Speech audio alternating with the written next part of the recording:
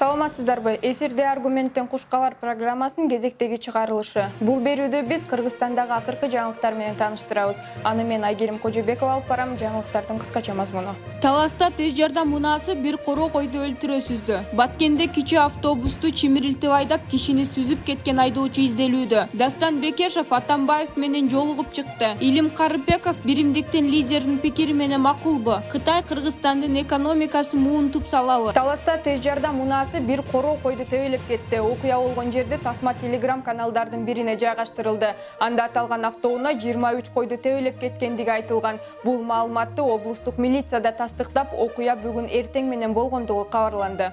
Социалдык тармактарга айдоочунун Mercedes-Benz Sprinter үлгүсүндөгү кичи автобусту чимирилтип айдап, бир кишини сүзүп, окуя болгон жерден качып кеткен видео тарады. Көп өтпөй бул окуя Баткен облусунун Кызылкыя шаарында мындан бир апта мурун болгону белгилүү болду. Жабыркаган 28 жаштагы жаран аймактык ооруканада дарыланып жатат. Ал эми айдоочу изделүүдө. Автоунаанын ээсинин ким экени такталды. Ал Кадамжай районунун 1992-жылы туулган тургуну болуп чыкты. Аны кармоо боюнча тиешелүү иш-чаралар жүрүүдө. Ал эми жараат алган жаранга тийиштүү экспертизалар дайындалган деп жазылат Баткен облустук ички иштер башкармалыгынын билдирүүсүндө.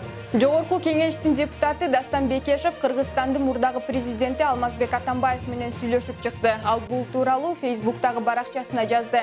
Дастан Бекешевдин айтымында 2015-жылы ошол кезде өлкөнү башкарган Алмазбек Атамбаев ага СДПК партиясы менен депутат болуп келүүнү сунуштаган. Дастан Бекешев Атамбаев ката кетирген учурлары да көп болгонун, ошол эле учурда ишмердүүлүгүнө тарых адилеттүү баа берерин билдирди. Илим Карыпбеков жогорку кызматынан кеткенден кийин кыйын блогер болуп кетти. Көп маселеге кайрыла жөн эмес юмор менен. Бирок кийинки кезде интернет колдонуучулар Илим мырзага нааразычылыктарын билдире калышты. Көрсө Илим мырза Россияга кошула коебуз деген биримдик партиясынын лидери Марат Аманкуловго эч нерсе деп реакция жасабай коюптур. Айрымдары болсо Илим Карыпбеков биримдик партиясына саясий технолог катары кызмат көрсөтүп жатат имиш деген кептерди таратышты. Анан кантип өзү каражат таап жаткан партияга каршы чыксын дешүүдө. Айрымдары мурунку окуяны эстеп жиберишти. Россияга элдин баары кошулгусу келет деп койгон Кыргызстандын Россиядагы мурдагы элчиси Раимкул Аттокуровго каршы аябай куйкумдуу постторду жазган.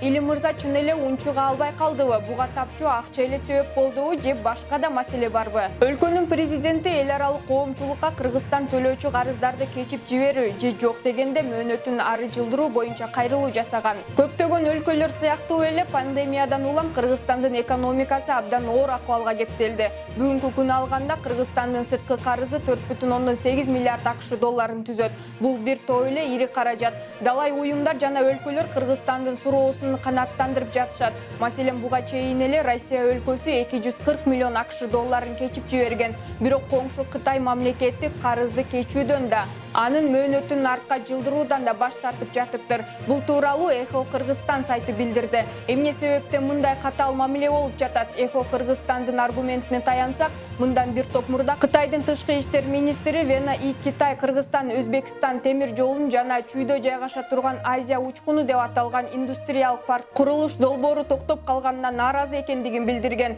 Бул долбоорлорго коомчулукта каршы экендигин бул сайт жазып чыкты. Кандай болгон күндө да өлкөнүн жетекчилиги Кытай эл республикасы менен дипломатиялык татаал сүйлөшүүлөрдү жүргүзүүсү зарыл. Болбосо азыр алсырап турган экономика Кытайдын карызын төлөп турууга мүмкүнчүлүгү жетпейт. Ушуну менен биздин программабыз соңуна жетти. Кийинки көрсөтүүдөн көрүшкөнчө сак саламатта туруңуздар.